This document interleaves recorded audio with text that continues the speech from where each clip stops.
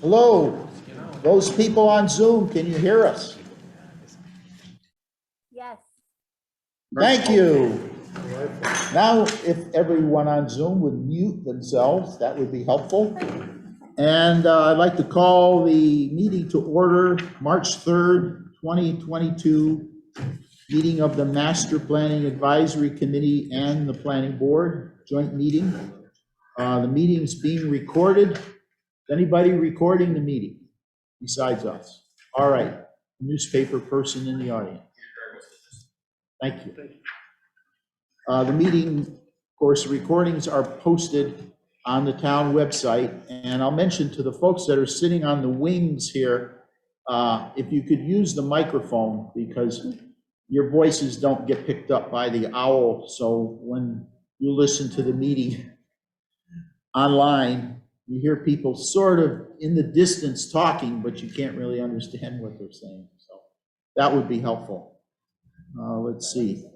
I guess we'll start. I'll ask Jessica to do a roll call for attendance. Okay, roll call vote. Marcus Phelps. Present. David Spina. Present. Doug Moglen. Present. Randy Brown. Here. David D. DeLory. Here. Bert Hansen. Here. Dave McWilliams. Hello. Norm Cheever. Here. Patrick Jubb. Here. Alita De Maria. Amber Bach. Scott Lehman. Here. Dory Boyd. Here. Roz Terry. Here. Jessica Whitmore Parker. Here. David Masai. Marissa Cook Obregon. Michael Doherty. Lucas Karen. Here. And Maria Michael. Anybody from the planning board on Zoom? Sir.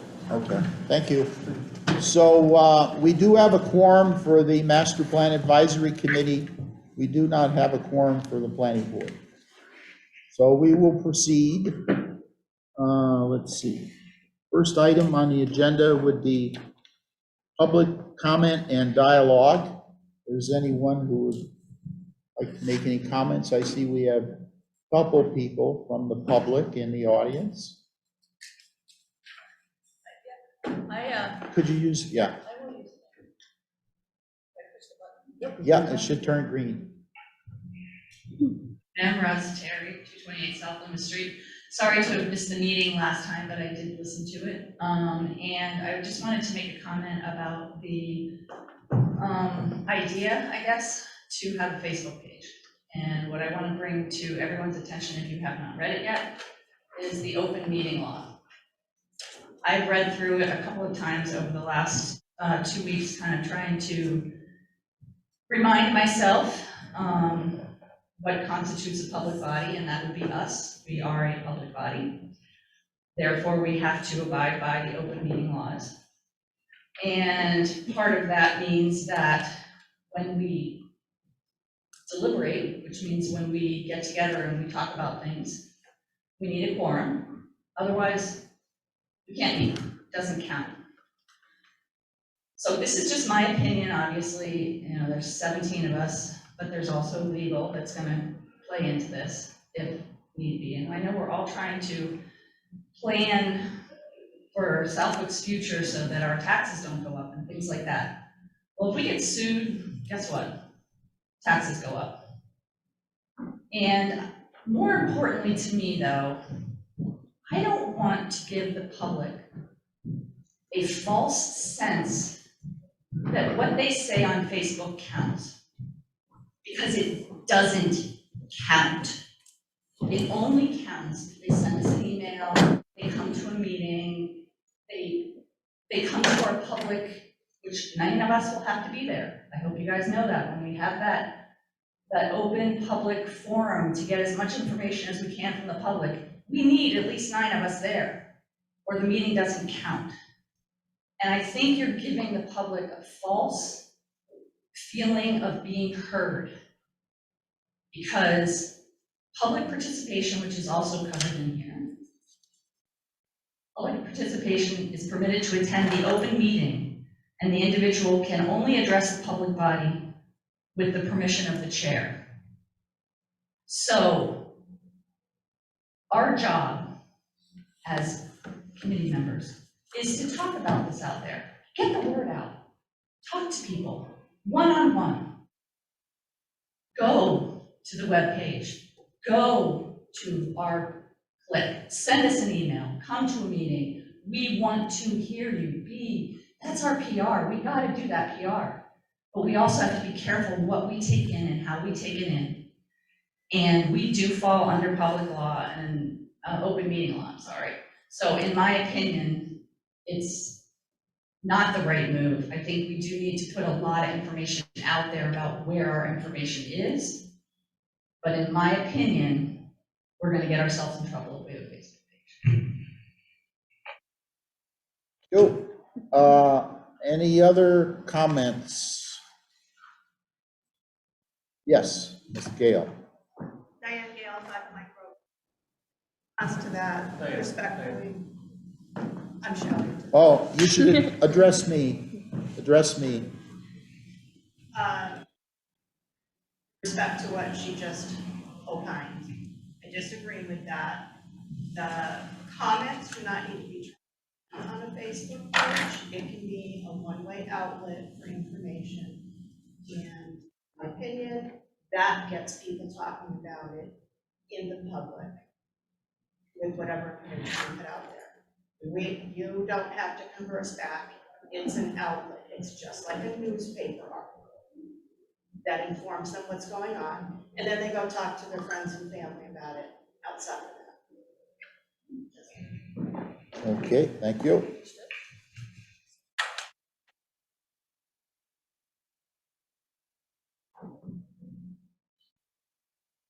All right, I'll just mention, we do have a contract now with the Pioneer Valley Planning Commission, and Ken Camilla hopefully will be joining us. I know he had another commitment this evening, right, John? Oh, he's on. All right. You see Ken? Ken, oh, I see his name anyway. Okay. Yeah. So he will probably have some comments, or we could ask him some questions if we get into discussing some of the other topics here on the agenda, so forth. Okay, so we had a couple items under old business, old/new business, in progress anyway.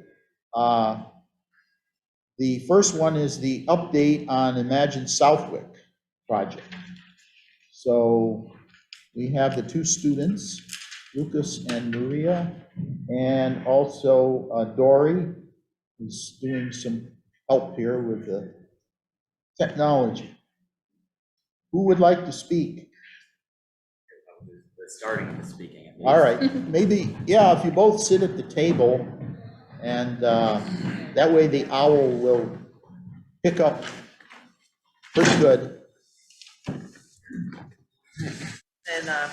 give me a second, I'm gonna share my screen so that it's up there. She's sharing her screen. Except the host has disabled participant screen sharing. Hang on. Okay, well,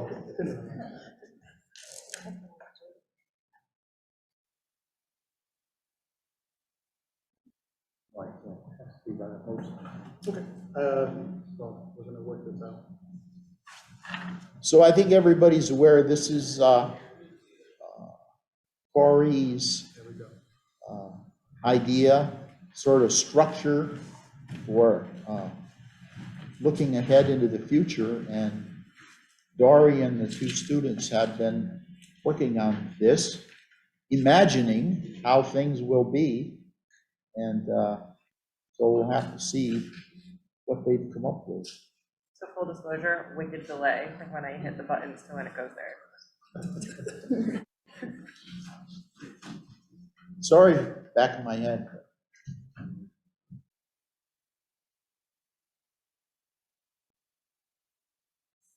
Do I just start? Yep. Okay. Yeah, let's- oh, yeah. Go Let's go, for it, okay. and speak up as best you can. Okay. So the main goal of the Southwick Master Plan is to make critical changes to Southwick society in order to avoid, adapt to, and persevere over problems and issues that will concern Southwick over the course of the next few decades. as well as the needs of the town. These needs can be categorized into 6 categories: place, economy, social, technology, land use, and environment, forming the acronym you see above, PESTLE. In order to make South Lake a better place to live for its citizens over the next few decades, all 6 of these categories must be addressed by the master plan. We will go over these categories one by one to show the key trends in these categories that could affect the direction of the master plan. And before they jump into that, I just want to talk about, for organization purposes, we kept everything in its columns because that was easy to present.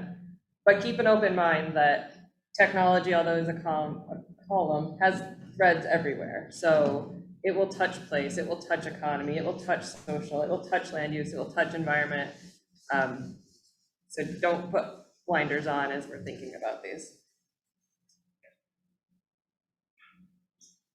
All right, first up, we're going to start with place, and the first part of place is electric vehicle accommodation. Electric vehicles have become more and more common in the past decade. The number of electric vehicles continues to grow yearly at an exponential rate. Autonomous vehicles are farther on the horizon, but will be a major change once adopted by mainstream drivers. Some things to consider here. Southwick is in no means prepared for this. Limited access to public charging ports is limited, almost next to none. So do we have the proper infrastructure for at-home charging? Increase in autonomous vehicles could transfer to town services, i.e. refuse, add an autonomous vehicle and introduce curbside trash such as recycle pickup. And new skills will be needed at auto repair shops, leaning more into electrical repairs. They're much different than gas cars, as you might expect. Now, this basically touches into every category: economy, social, technology, land use, environment, because this is, it's a major change, next to everything.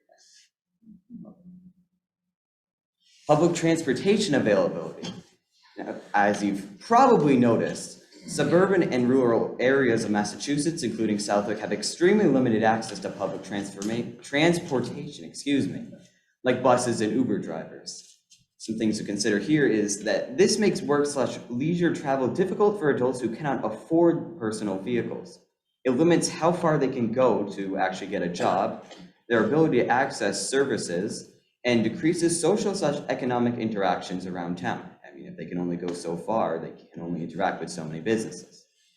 Younger populations are also affected in similar ways in younger teen years before being able to obtain their licenses and a personal vehicle.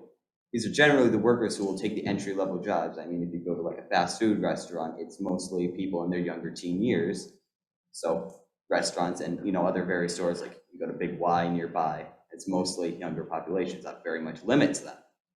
Now this connects to social, technology, and environment. All right, next, we have the aging population and housing.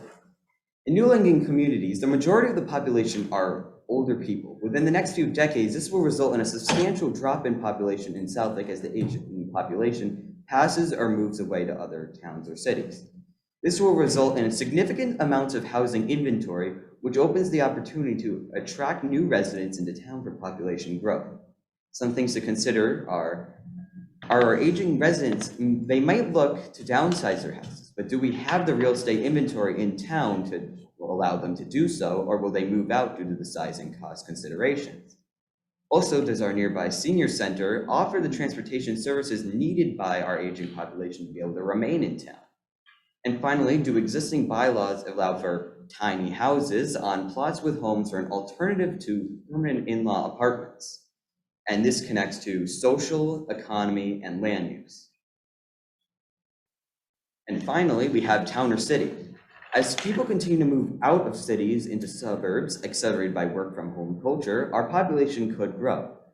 At population 12,000, our town could vote to potentially change from a town government style to a city government style. So from a mayor to like a mayor/council or council/manager style. Of course, right now, the Southwick population is declining, but this could reverse quickly as we build more single-family, multifamily housing. Also consider what I said earlier, there's going to be an increase in housing as this aging population is growing. So that'll also connect here. And it also connects to social. So this is for the economy category. The first trend is cannabis. Cannabis has become a major source of tax revenue for states. Massachusetts has collected more cannabis tax revenue than alcohol tax revenue. Some considerations are the agricultural zoning versus cannabis overlay map. These taxes could support our town. Non-retail employment opportunities, as well as the fact that Southwick is a right-to-farm community.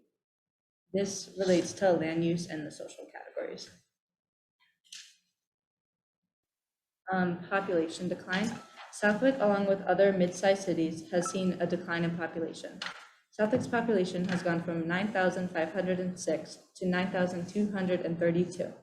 This will affect our small businesses and local farms, real estate tax revenue, as well as school funding. We should focus on attracting more working age / younger families. This touches the social, technology, and land use categories. Automation. The automation of jobs has significantly increased and will continue to increase over the next few decades. This will negatively impact people of color as well as younger and less educated people. However, this will also open new opportunities for coding, maintenance, and repair of the machines.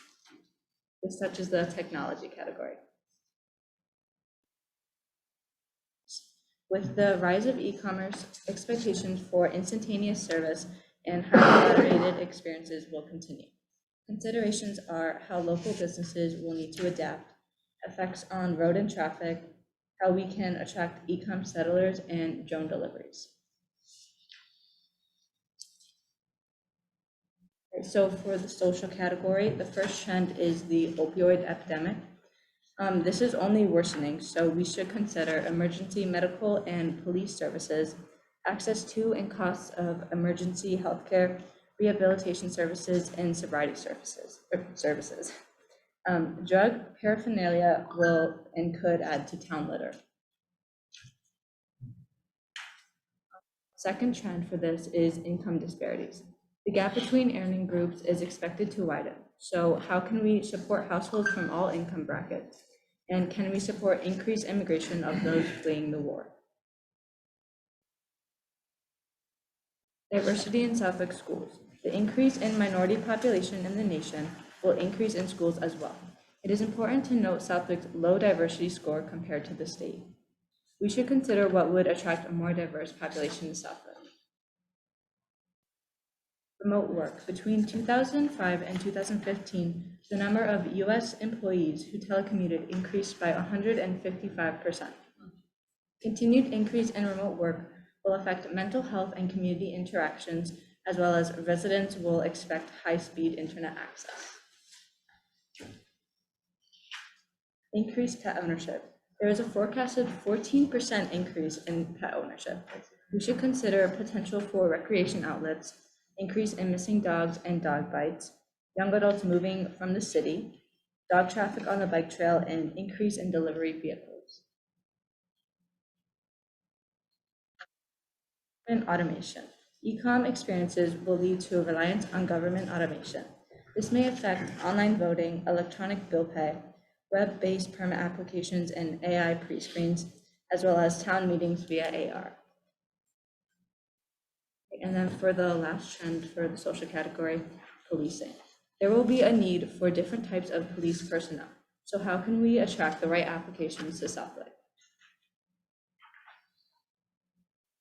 Now it's time for technology. So first of all, we have solar energy. Traditional oil, gas, and electric energy prices are constantly increasing and will continue to grow over the next few decades. I'm sure you've seen that on your electric, oil, and gas bills. However, usage of solar power in suburban and rural areas like Southwick is significantly cheaper and has renewable availability. It is not dependent on the electric grid. Solar energy is an alternative energy source and does not deplete natural resources or damage the environment. Some things to consider, however, is the high upfront costs that are the burden of the homeowner. I mean, when you're initially buying these solar panels, that's going to cost a significant amount of money. Residential solar panel ground installations are currently not allowed with the existing bylaw language, so is there a way we can change that to be more formidable? Are there other alternative energies we can utilize, such as wind, hydro energy, and anything else we can think of? And will alternative energies be managed municipally or residentially? And now, as I mentioned, this connects to the environment category, but also to economy, our prices, for energy and land use, where are we gonna put these things? Next, technology in schools and in jobs. Technology continually evolves in education and in a variety of jobs. As technology's reach widens, the user traditionally is younger as they grow up knowing pretty much nothing else. I would know from experience. Students need to be exposed to all types of technology because no matter what they do after graduation, they will have to interact with some kind of technology in their chosen career. Some things to consider: are our schools fully utilizing technology for teaching purposes? And are our schools properly developing curriculum around technology of the future? Now, I come from the high school, we are using it quite a bit, but are we using it to the potential it could be used to benefit our education in the best possible way it can? And are we equitably preparing students for trade schools, military, direct to workforce, or to college? And do we properly provide continuing education / retraining opportunities for adults already out of school?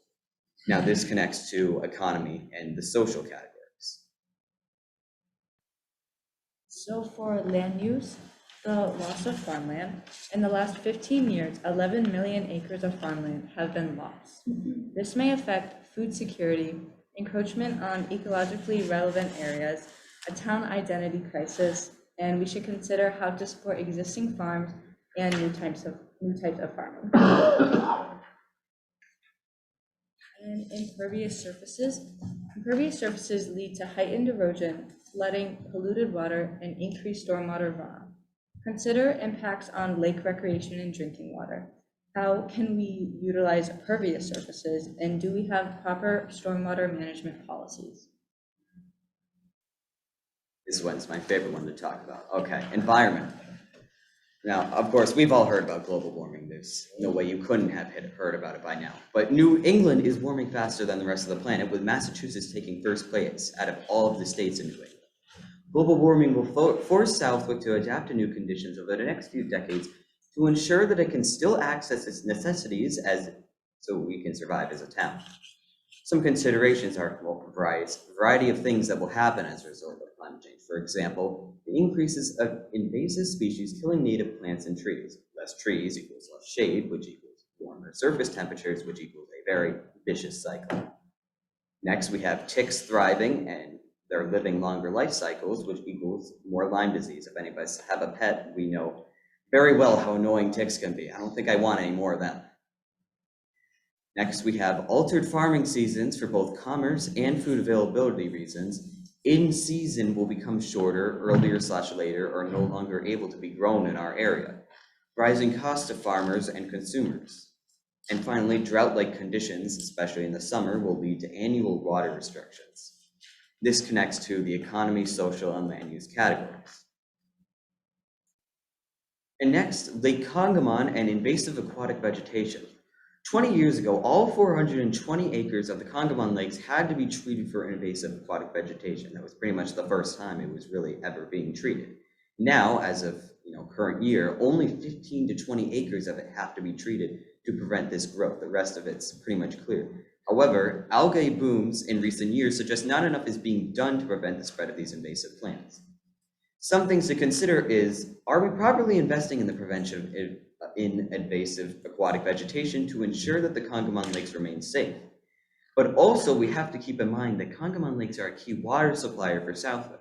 So how does the treatment of the lake affect the water and how we use it in our daily lives? I mean, if we're putting this stuff in it to treat this vegetation, how does that affect? Like, is it unhealthy for us to drink now, depending on what we're using?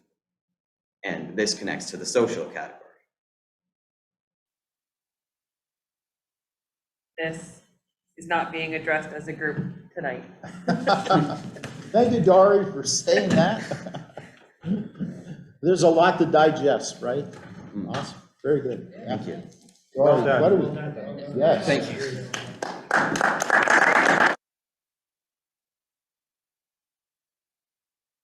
So it's certainly a lot of food for thought, and hopefully Ken Camilla will take a look at this, and some of the other boards and commissions around town can probably provide some input on some of these things. I know we've just readjusted our stormwater bylaw. We have the Lake Management Committee and the Citizens Restoring Congamon, who are pretty active in treatments on the lake and keeping up to date on what needs to be done, what's happening there with the water. That's an important resource, I think, for Southwick is the lakes. Other communities don't have what we have, so that's something to focus on. Anyway, we certainly can learn a lot from this, and hopefully we'll, move this into how we're going to evaluate or work on some of the questions, the survey questions, and however we approach it. Any comments from the committee?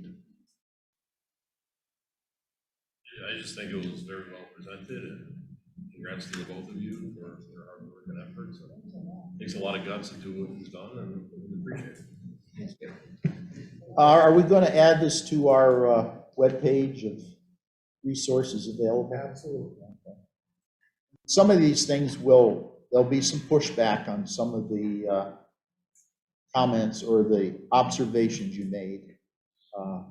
But that's good too, because of I agree with Roz. I think that, I was just gonna say that. I mean, some of this stuff is on point and deserves debate and discussion as to how you handle it. A couple of things that you brought up have come in front of various boards and commissions over the years, and there's been dialogue and thought and public process, and there's reasons why the town did what they did in whether you agree or disagree with it, but it's good to have that discussion around those again, to see if the town's thinking 5, 6, 8, 10 years ago is still relevant today. I think it's important too, because we're looking for a master plan for the future, right? Right. And you're giving us, and I'm not including everybody, but certain of us are a lot older than you kids are. And we may not have the same perspective as you do. So I was following along and I was looking at some of the things that you were talking about, and I'm like, you know what? Being at where I am in my life, I probably wouldn't have even thought of that. So thank you for educating me. Absolutely. Excellent. Dory took that slide down there at the end, the pop-up. Are you thinking about trying to populate that table or that diagram as to where these pieces fit? So we did not feel it was for us to decide the impact of the trend, the three of us and Corey, which is why we didn't touch it alone. I felt that was a discussion that the group should have, because then it balances everyone's priorities. So we will take your leadership on how you want to populate this. Could that be like a homework assignment, John? Where, like we did just this last couple of weeks? Where each of us would put it. Yeah. And try and draw a consensus. I just think having 17 people talk about where what goes where is difficult. But if we all did that independently and then melded the data. Sure, I think seeing how that information tends to aggregate in one direction or another, I hope it's an exercise. So we'd use like the letter and the numbers. I guess you had like P1 and 2 or whatever. So then you put it on this chart. That was the intention.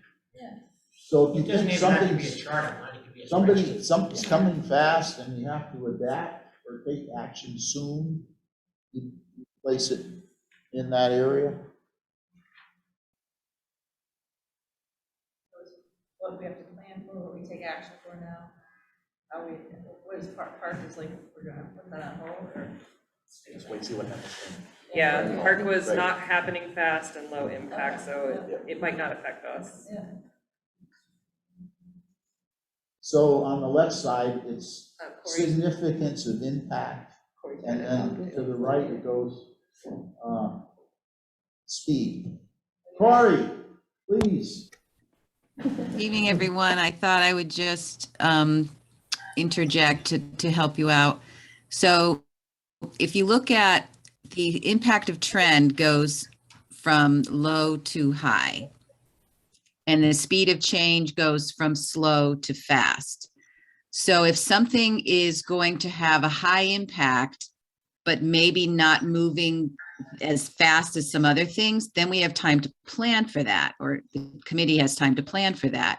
However, if something is pegging all the way to the right and all the way to the top, it means that it's immediate action. So the commission might want to put that in the plan as something the town needs to address, say, in the first 5 years of the plan and not wait till year 17 or 18. The adapt is, it's going to happen fast, but it's not necessarily going to impact us. So we'll address it as it comes. And if we have to make changes, we will, but we don't necessarily need to move on it. And then park is, it's going to happen slowly and it's not really going to impact Southwick. So we'll set it aside, but you keep an eye on it because as trends change, things can move in any of the other quadrants. So the final plan would focus on the top across, the plan and the action, but be mindful of the bottom. Thank you. Ken Camilla, could you comment on this? Is this something you've seen somewhere before, or is this something is fairly new and you'd like to try to use it? Well, I think there seems to be some energy around this, especially as the students were presenting. And I think when you look at what final products look like in a master plan, I think you'll find that, as Corey mentioned, the two top sections, plan and action, are the low-hanging fruit. Those are your short-term and medium-term type strategies, whereas the park and adapt, you're mindful that those may take a little longer, as well as, may take a little longer in that it's something that you need to persuade the populace about, but at the same time, consider to study more. So I think, generally speaking, I think that this seems to be in the trajectory of what comes up during the planning process. And it seems as if there's a lot of very good ideas that have been examined here that may come up in conversation. But definitely it's a resource that will supplement, I think, what the committee may, be looking at for a community workshop / questions for the survey to help even learn more. Thanks, Ken. Appreciate it. Okay, can we move on to the next agenda item, which is to identify potential community survey questions. And we seem to have had some technology challenges, I guess. I'm going to turn this over to John Goddard.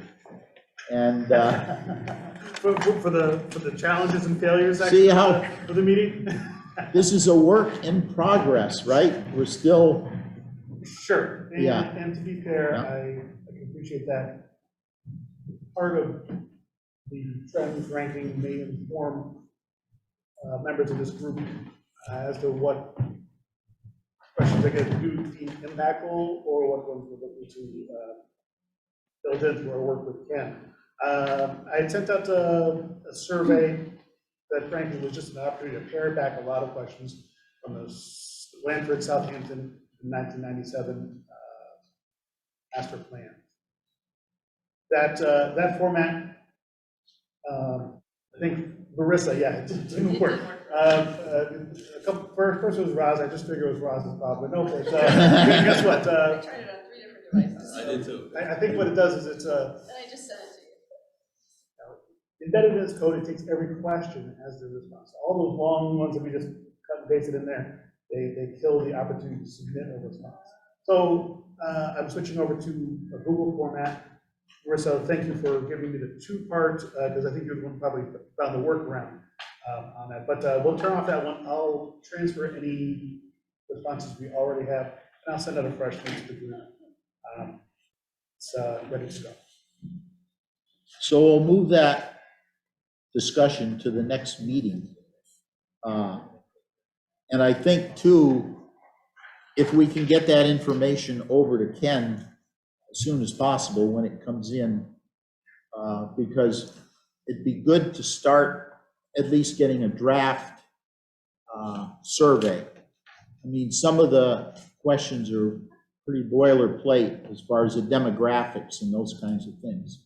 But then in order to tailor it to Southwick, that's where the input from the committee here is going to be helpful, because we have some things. Is Dave? there an idea or a best practice for how many questions we want to have on the survey? May have been discussed last meeting. Ken, Dave McWilliams is asking, is there a general number of questions that are on a community survey? 60, 80? No.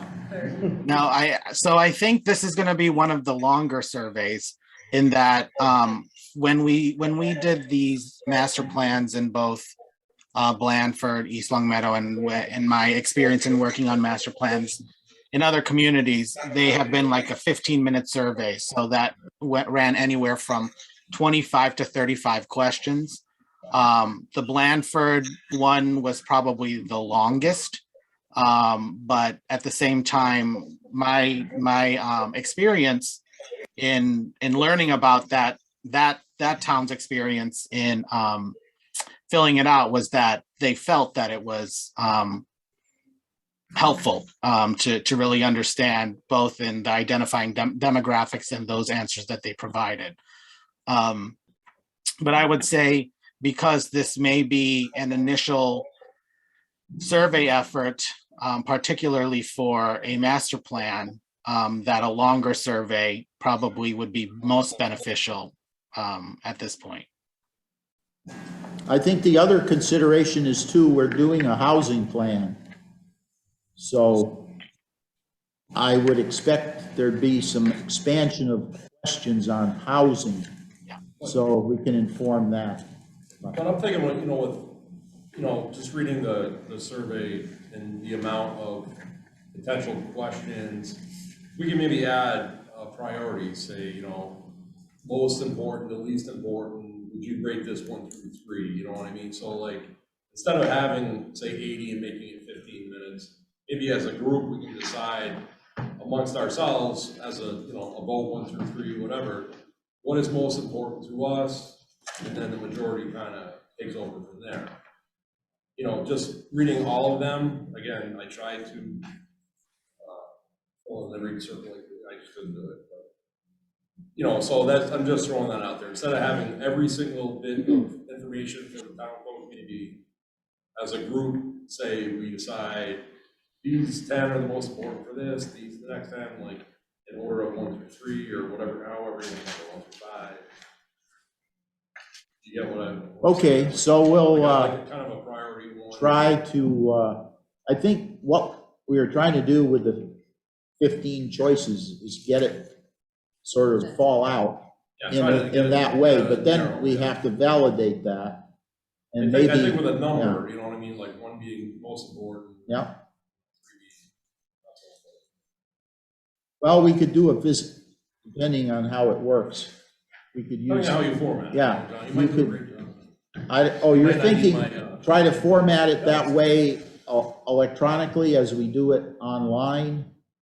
Or rather than just trying to come up with, I'm an old school yeah, Excel spreadsheet guy, so I like to put filters in and sort and stuff like that. So that's just my input.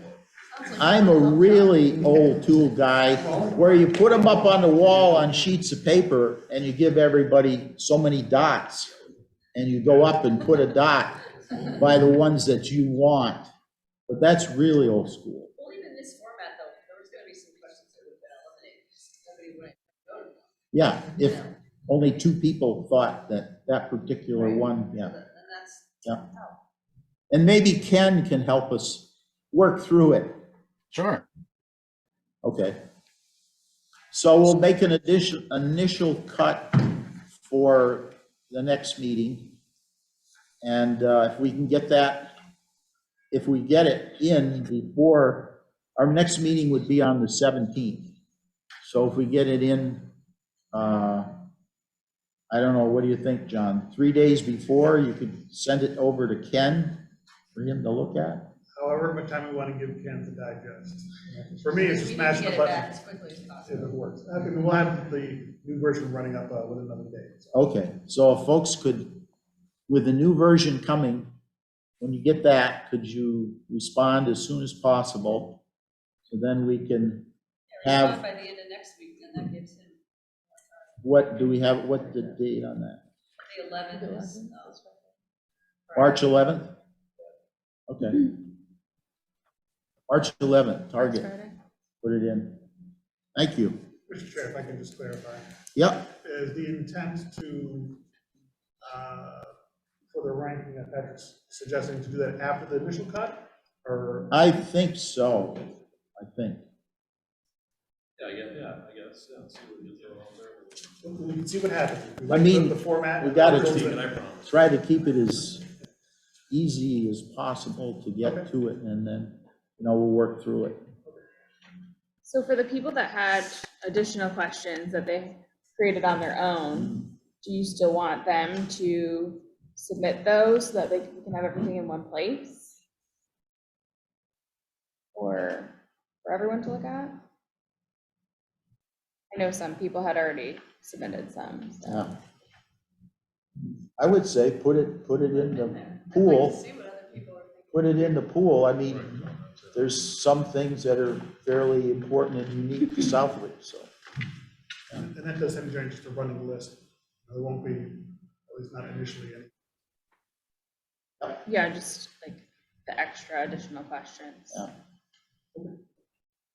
All righty, moving along, new business. So the first item was the knowledge, skills, and abilities. And again, Mr. Goddard, what did we come up with for that? We've got stuff, so. You got stuff. We've got responses. I guess the Okay. question is what to do with it, right? Because they're all unique to each member that's a chance to punch things in there. So I guess the question is, where do we take those skills? How do we divvy them up? So in a similar fashion, to what we were just talking about, I can share the findings of that survey with the group so we can see where. Could we have the individual, the name of the person and then what they listed? I don't know. Absolutely. Essentially, everyone will come out as an individual report. I don't know if the weighting of the results and alignment is important because I think we're trying to take advantage of those unique skill sets as. Wasn't that so we can split off into groups? Yes. Yeah. And it helps us kind of get to know knowledge base or whatever, and where their interests are, or how they could work on things and help. Because as we do a workshop or something, we may have breakout groups, like you're saying, Roz, and certain people could be involved in those. Yeah, manning whatever table Yeah. or whatever, so. So it'll, Everybody's result on it. I have results in the teams. so you have something for everybody, from everybody? That sounds like a majority though. Confession time. You have 15 out of 17 or 12 out of 17? He said teens, so we hit majority. What'd he say? How many teams? Teens. Teams, yeah. 13, 14, how many teams? Oh, no. Why don't you just call up the The people? internet just been self-started. So, here, look at it now, tell us what you want to be in. Fill out your survey right now, just use a different color pen than mine. Hand it over to Goddard, get her done. Okay, so we'll have that available next meeting, just for people to see where people are, and we'll share it with Ken as he's planning different events and things. Don't pick the same ones I picked. Any objection to me sharing No this cheating. online with the group? Okay. Okay. Very good. Next item was a discussion of communication with the public. And I asked Marissa to talk about some of that as to ways we can communicate, get information out to the public, and maybe take some input as to ideas that people may have that would be useful. So Marissa, could you use the microphone so the recording on the webpage is clearer, I guess you'd say.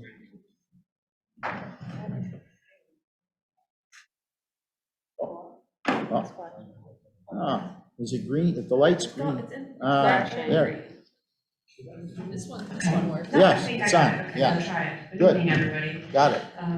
So last week, we were able to discuss with John, Chairman and Vice Chairwoman, communication with the public, and keeping in mind that the goal of this is to make sure that people understand what the Master Plan Committee actually is, what its function is, so that when it comes time to asking for that data via the survey, the community survey, people actually know why we're asking it, how it affects them, that it's just not another piece of junk mail that they're receiving.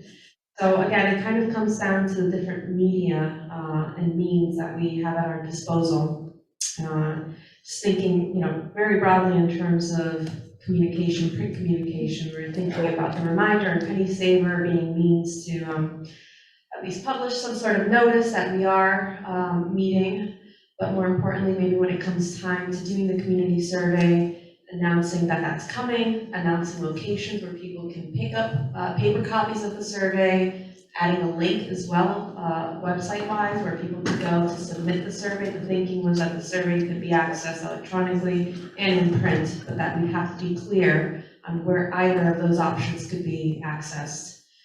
Southwoods as well, obviously, is a local resource that we have along with Channel 15, our electronic town crier sign, town website. Within the town website, we have our own website page that Mr. Goddard has been managing. However, we get back to the potentially controversial question of social media.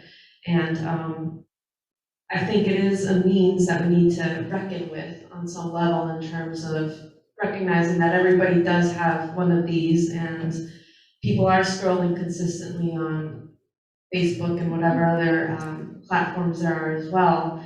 And I completely understand the concerns in terms of starting some sort of dialogue and firestorm. I think we're all very much aware of that and still feeling the effects of that from this past summer now. However, I do think that we could create a very limited form of communication where it is effectively only a platform to announce and direct people to things that we want them directed to. It doesn't have to be a two-way communication in any form.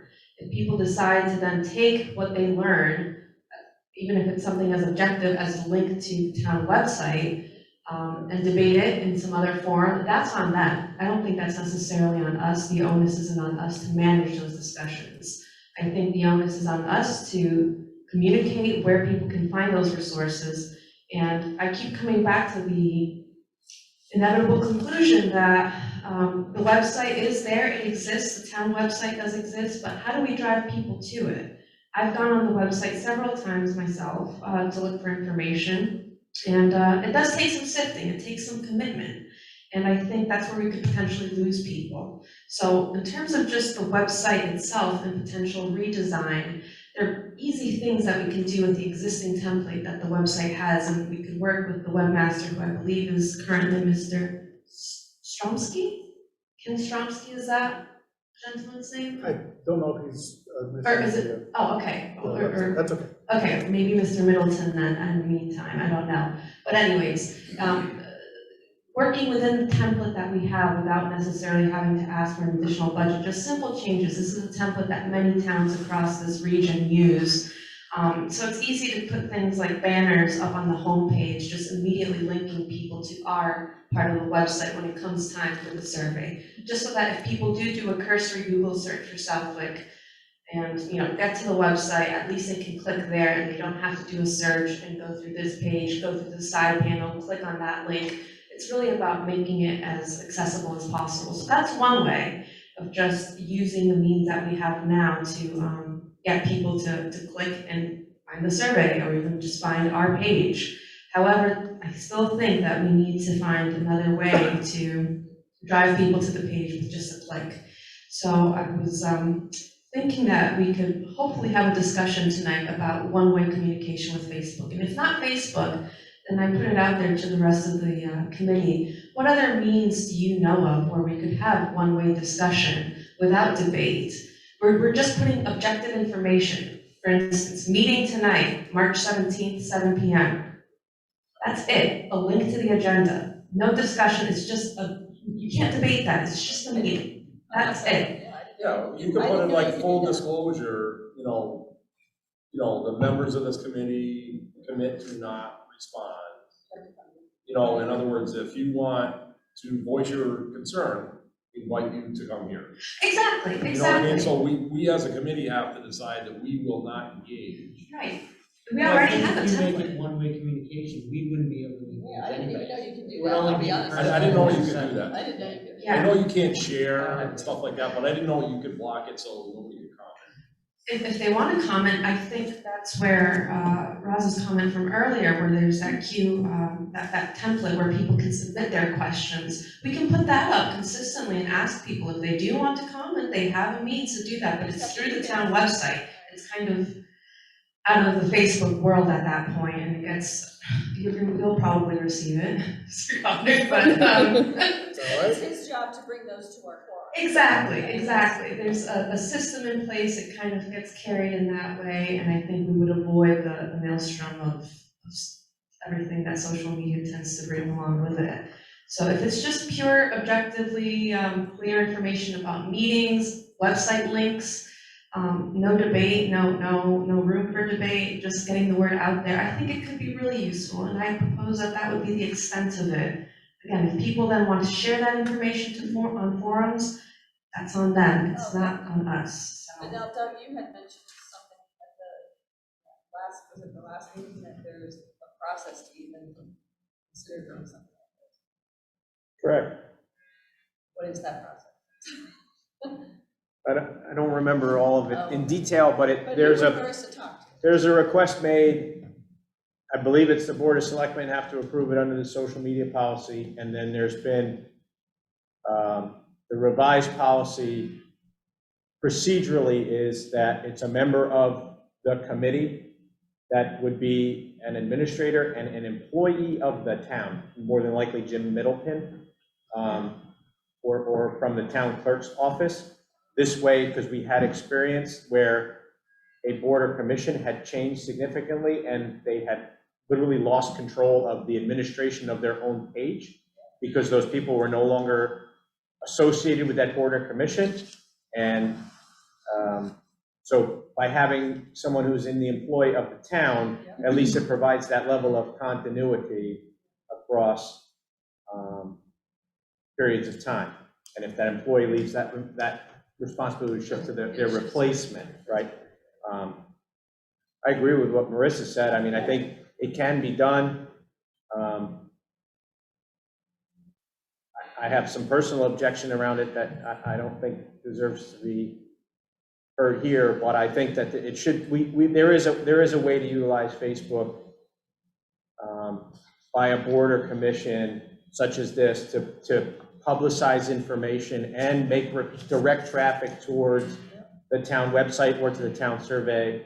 And lastly, I think the question was kind of asked, I know the town website does have capability, and we do use it from time to time to put something on that homepage, like when the survey is up and active, they can have a banner scrolling across the top, click here and go to the survey, and so it will go direct, right? So that, we can do that today. Right. So you don't have to go on there and then go to the planning board and look for the master plan click, click, click, you can drive directly from the homepage there. But from social media, you know, whatever it is, Facebook, Twitter, you name it, We do a Instagram. robocall too? We can absolutely do a robocall. And Dory had reached out to me. We're still working on it. Dory, I didn't forget to have, we did not do a great job when we switched from the previous provider to Code Red. If to have a level of, I want to be notified of like something emergent is happening versus I want to be notified of community events. We don't have two separate tools. And so we're trying to figure out how we do that and then how we go back and ask people to go back into their Code Red sign up to get that, right? Because, well, I know when we send out things about, when we did about the 250 parade, I got 100 phone calls of people that says, why are you calling me unless it's something emergent? I don't want to know, don't bother me at dinner time about the parade or this or that. I only want to be notified for Code Red type stuff. So we're working on that with the provider and then to try to figure out how we go back at everybody to say, we don't want to opt everyone in because then we're going to be in trouble. And we don't want to opt everyone out because there are people that are on the list that want to get those 250 parade or master plan subcommittee survey. So we've got to figure out how to do it. I hope I answered your question. Okay, Dory here, yeah, go ahead. I'm actually conveying something from Diane. She recommended we put a way to sign up for when the survey is available. It can email out just like people subscribe to meeting agendas and it emails them that it's now available. So I don't know if that's a potential as well for subscribing once the survey is available. Through website, you mean? Okay, yeah. I was gonna see if, Ken, are you still with us? I'm still here, yeah. With other communities, has the Pioneer Valley Planning Commission managed their website separate from the town's website? Or how do you work that? I know I looked at Blandford and they had, you know, the recordings of the meetings and so forth. Sure. So for those two projects, PVPC did host. And so all our planning documents were there, recordings of the meetings, because they were handled by our Zoom account. We posted to those, hosted them on YouTube and posted it to the websites. So that is an option. With regards to the planning documents, making sure they're in one place, as well as if there are presentations that occur in subsequent meetings and or with this committee, that's an option. However, you know, it is up to the town and the committee on whether or not they would want to do that. I think there's both a benefit and there could be a benefit to doing that. But at the same time, it sounds as if the committee and that there has been some robust discussion on the ways to get the word out. And I think that when we were doing some of the initial engagement, particularly for Zoom focus group meetings, as well as our initial community meeting for East Long Meadow, we had a younger group that wanted to do TikToks. And so using media like TikTok or Instagram, those are certain things that, depending on the capacity and capability, the committee members can do. At the same time, what I've done for actually all three of the what I did for Southampton as well as for East Long Meadow and Blandford was to create just a quick promo that could be posted on their local TV, particularly for East Long Meadow and Southampton, where it was in Southampton, we did like a quick question and answer with some community residents. This was during COVID, and we were talking about how to get engaged doing the survey, and then in East Long Meadow, it was a more passive promo with photos of the community and just lots of words scrolling across. But they used that for 4 weeks up until the survey closed and the community meeting happened. And we got, I think, about up to 80, I think, for that initial meeting, which was again over Zoom. But I think you've examined various ways to get the word out. I think it's important to have a channel, whatever that looked like, to just make sure that dates and links and that type of information gets out, because that's how you're going to get your engagement. And I think you can figure out how to filter and how to navigate comments that may arise if you put it into a Facebook page, or if someone from the committee just shares it. I think that the committee will be able to figure out what works for them. Okay, I'm thinking maybe, could you be available, Ken, for a conference call or a meeting with Marissa and John? Yeah.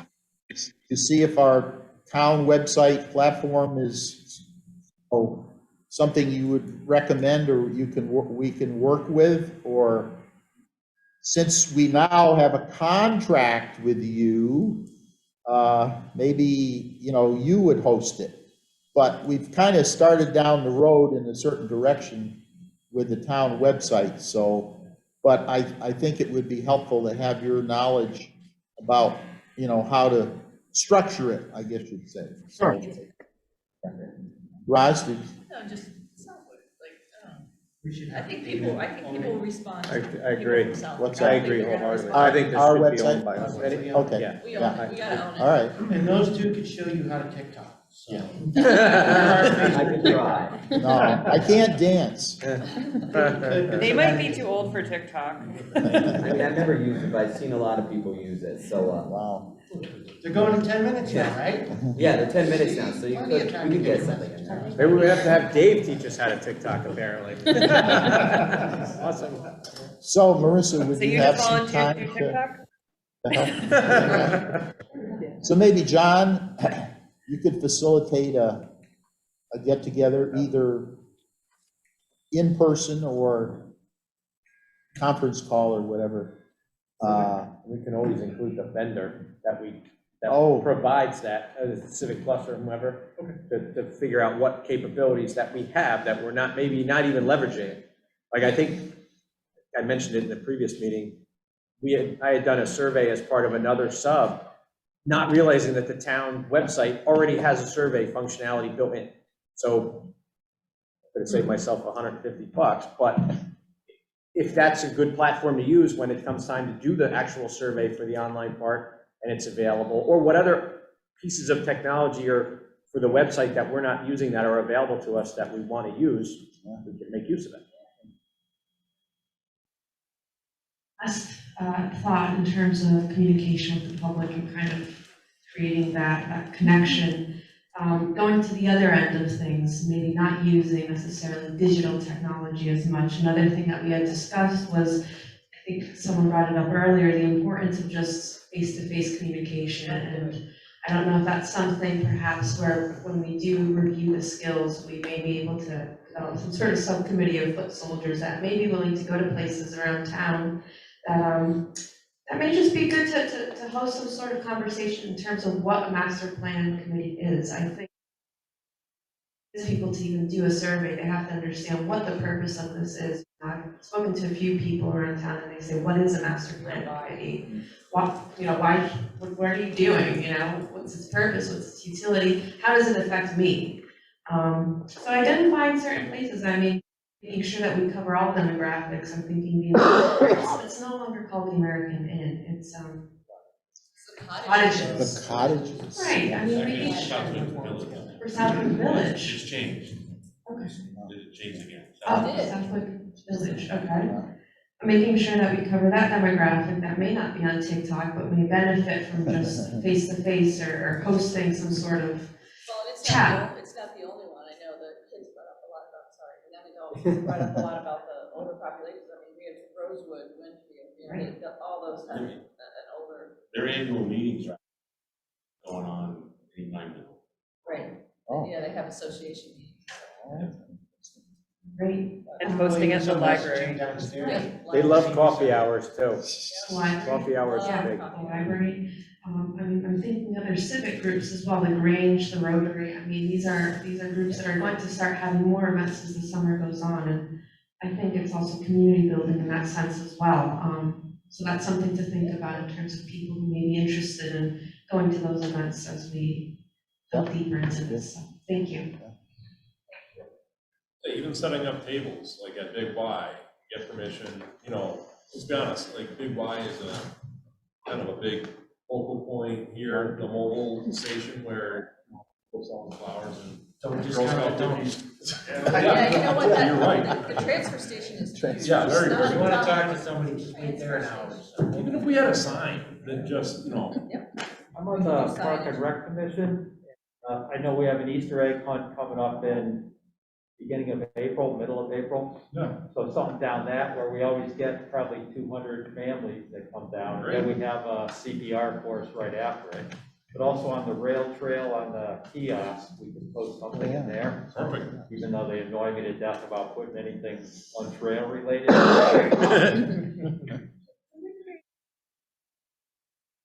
really nice and colorful, just explaining very broadly what we are so that people at least start to have it seep into their brains that there's a master plan committee and have that You can be give it to something them that and we they can can take it distribute. home and absorb it. Just my opinion, I think if we're gonna put something on there, just to emphasize that Southwick has had an updated master plan since 1967, so it sounds important.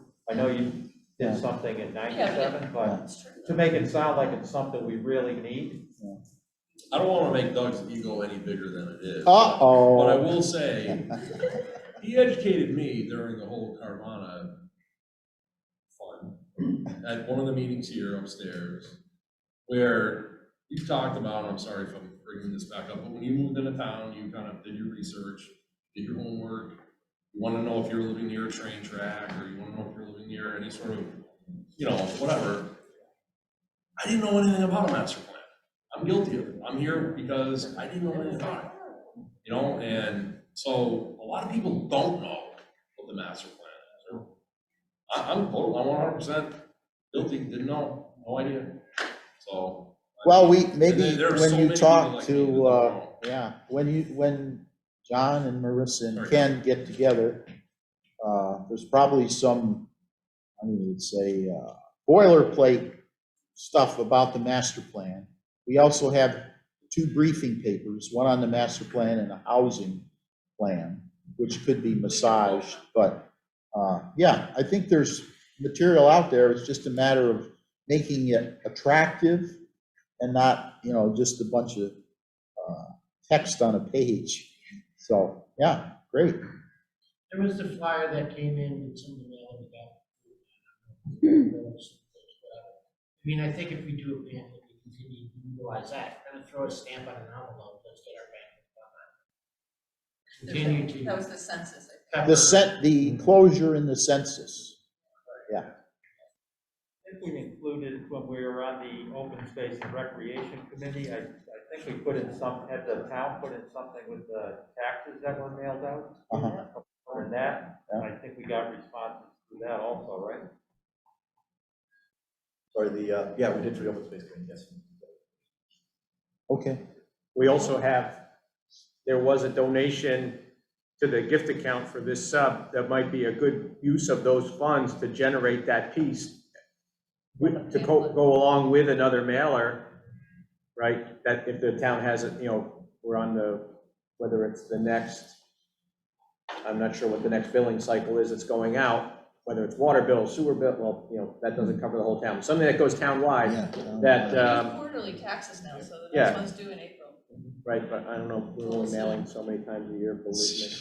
But, you know, we can, that might be an avenue to produce that pamphlet and print it and, you know, offset some of the mailing costs if it increases the mailing cost to the town.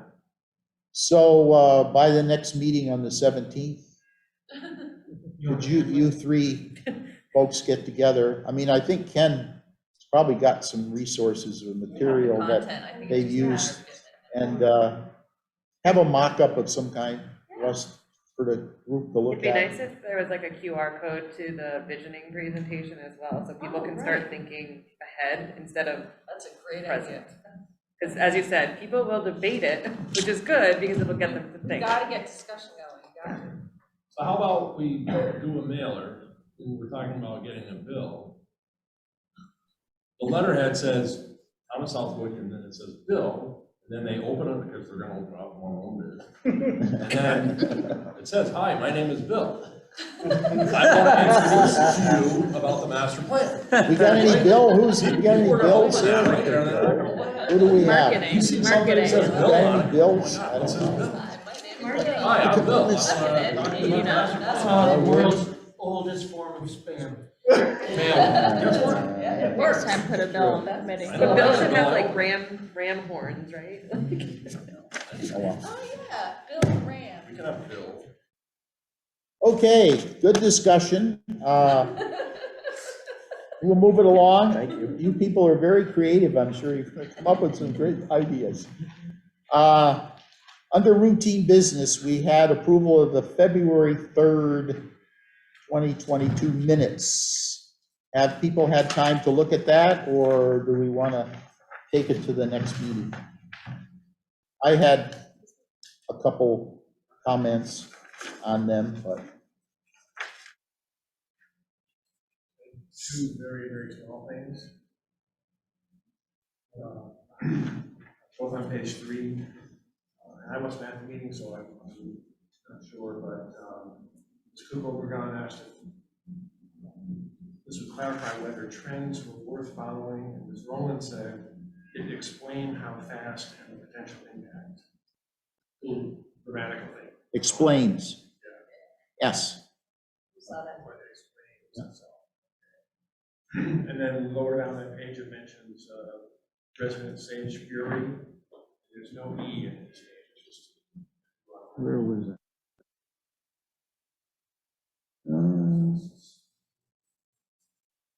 That's all. Oh, was that on the last, on the last page?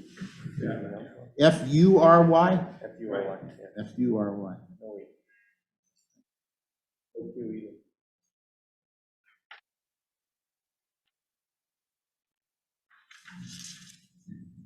Do you have anything else, Martha? So the only item I had was on page 3 under 4B, review Blandford Community Survey questions. Mr. Goddard suggested setting up an online poll.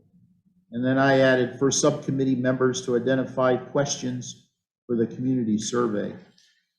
Sort of says what we were doing this poll for.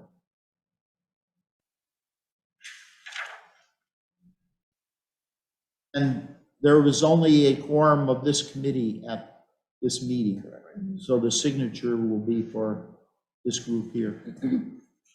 Make a motion for the minutes as amended. Mr. Moglen made a motion to accept the amended minutes, seconded by Roz Terry. Oh boy. Let's do a roll call vote. Jessica hasn't been very busy tonight. Let's do that. Okay, Marcus Phelps, Aye. David Spina, Aye. Doug Moglen, Aye. Randy Brown, Yes. David DeLore, Aye. Bert Hanson, Dave McWilliams, I abstain as well. Norm Cheever, Aye. Patrick Jubb, I was on Zoom, so I was there. Sure. Yeah. Scott Lehman, Yes.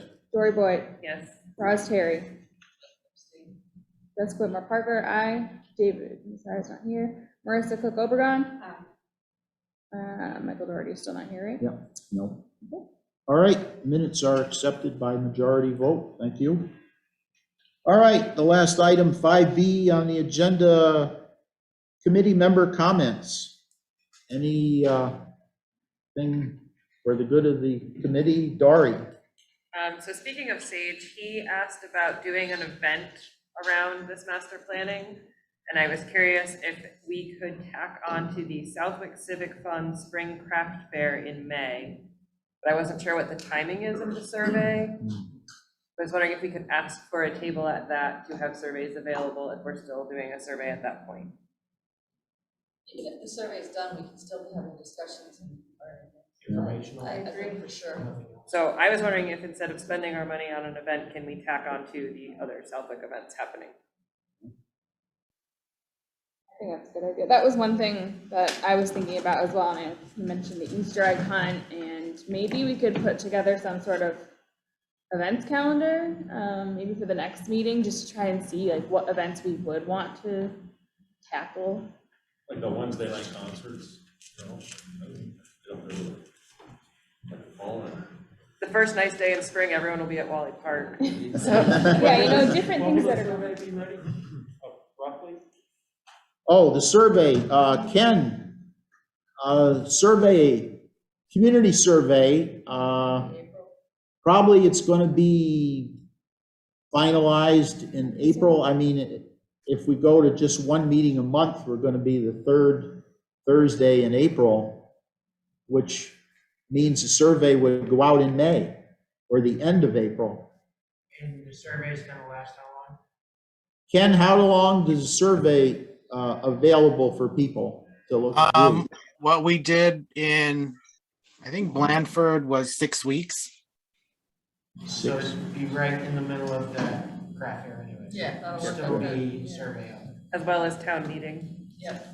Yeah. I think we need to try to get it out before town meeting so that we can really push. Okay. Sounds like an April 30th due date. 6 weeks, good. Yeah, May's a busy month for elections and everything. There's a lot of opportunity. We really should try to have it done. By the end of April? Yeah, so that we're. So we'll have to see how we're doing, whether or not we would want 2 meetings in April. How does everybody feel about that? I mean, we've gone every two, I mean. We wanna get this done. Oh, when is that meeting? When is April vacation? The 18th to the, it's the 4th. Nope, it is still the 3rd. So the third Thursday would catch the April vacation. vacation. Yes, we need to meet the first. Early April, meet in early April. Well, I So the mentioned, week of the 20th, is that what you're, the 17th through the 23rd is vacation? Yeah. Okay. yep. So Yeah, we really need to meet on the 7th of April. Yeah, because I'm off the week of April vacation till the following Wednesday. I think we need a meeting both the 17th of March and on April 7th. Be sure to get this done. Sure. Yeah. Did you change that on the website, John, or no? I believe you and I had talked about the fact that we shouldn't say that we're meeting on the 3rd. We should, we need to say that Take we're it down. possibly, we can always cancel a meeting. Yeah. We can't all of a sudden start adding them. So I really think that our website should say that we meet on the 1st and the 3rd Thursday. And if for some reason we don't have a meeting, that's one thing, but I really think that should get changed on the website. Because people are gonna miss these meetings. I don't want that. Especially these formative stages. Right, yeah, no, it's important. Jessica, I think your idea of developing the calendar is good, Yeah. even if we don't Jessica, your idea of the events calendar, I think, is something that we should develop, because like Dora is saying, I mean, there are going to be events, and whether we have the survey or not, it's just time to educate people on what the master plan is. The idea is to kind of plant the seed so that when they get the survey, they know what it's about and they know how important it is. So we can get that done maybe before the next meeting. I can help with that as well. I think whether we have the survey or not, we need to be involved in those events somehow. Have our pamphlet, or someone's there in person, just at least. Would somebody on the committee want to volunteer? We have everybody's email address. If one person volunteers to kind of receive events and then just, I'll do that. You wanna, like, I don't know what all the events are. But No, I no. can throw it on a calendar, I mean, that's. but if, in other words, people will send to your When's the email Rotary, yeah. when are Rotary events that meetings? they When? have, and some of them may be Sure. duplicated, but then if you can just give us a list. Then we could discuss at the next meeting, okay, you know, we can find out how many people can go to this one, or we can kind of break that up and see which ones we want to target.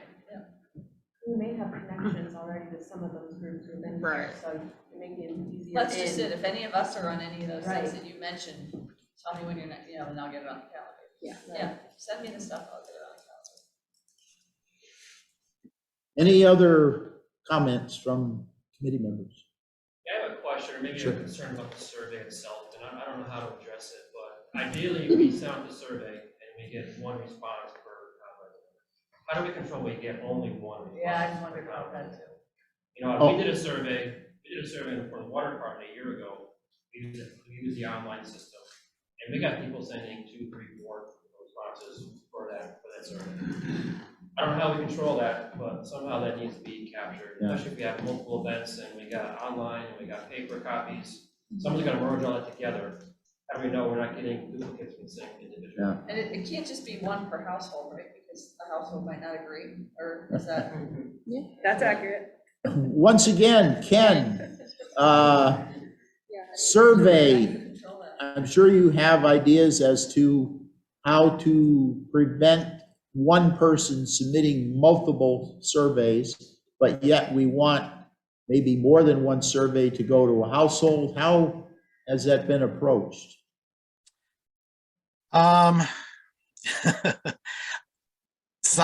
Depending on the community, we were able to, because the communities I was working with were a little bit smaller. So because I was managing the survey, if I were to see 2 surveys come in with similar codes, and because the email was also an identifier, that was a requirement for the survey. Actually, no, that wasn't a requirement, but a location where they lived was. We were able to hopefully remove 1 or 2 repeats, but I think if there may be an option, depending on what survey instrument you're using, where it would only be one of the IPs, like a unique IP. But I don't know. I think it's really hard, other than the honor system, to navigate some of those questions.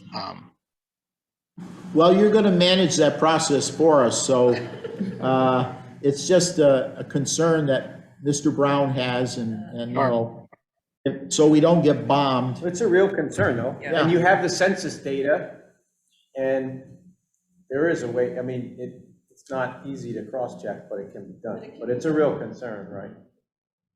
Can it be done by email? You only No, have but you one can email do it by address? name and address, so Doug Moglen can only submit one. Right now, if I wanted to fill it out for myself and my neighbors too, I don't know that we're gonna stop all of it, right? But I think it's a good first step. People might not want to put their email address on here, and that we're gonna keep bombarding them with more stuff. Well, judging by what we're doing there, right? Yeah. So, yeah. Well, Yeah, I think someone like that would do a paper copy, right. not an electronic. But even then, you can tick that off against the census and against the online one, so you don't get paper and the email and the web form, or, whatever. Oh, yeah. I think unless you did it manually in front of the person filling it out, there's always gonna be an opportunity for somebody. I mean, we can't even control if somebody from Suffolk, Connecticut logs onto our site, fills out a survey, how would we know? Correct. Well, we're They- making they the can street say they're address a Doug Lowe, requirement, but right? Doug's address. Yeah, I think Ken Trust said, me, no one will do that. You have to have a Maybe you, street but not me. address. What did But- you say? We're making street address a requirement, Yeah, right? it should be a requirement. okay, so we'll rely on Mr. Camilla to manage the process, understanding our concerns here and a little discussion that we've had, so. Good. The only thing I'll mention as a last item was there was a webinar from UMass, the Energy Transition Institute, which is a new organization at UMass looking at energy technology. I listened to the webinar, and it was primarily focused on environmental justice and how energy can affect certain groups of people positively or negatively as to the siting of facilities, the access to the technology and that sort of thing. So they're going to continue doing work. Of course, it's very academic, lots of PhDs and folks like, and I'm talking like they have a lot of knowledge, but it's how two engineers can connect with social scientists. Because, you know, it's like a silo. The engineers are here, they do their thing, develop all these wonderful technologies, and then the social scientists are over here trying to deal with communities that are being impacted or need these technologies. So they're at least building that interaction and multidisciplinary process. So I'm sure they'll have that webinar on their site, but the organization is the Energy Transition Institute. So with that being said, Make a motion to adjourn.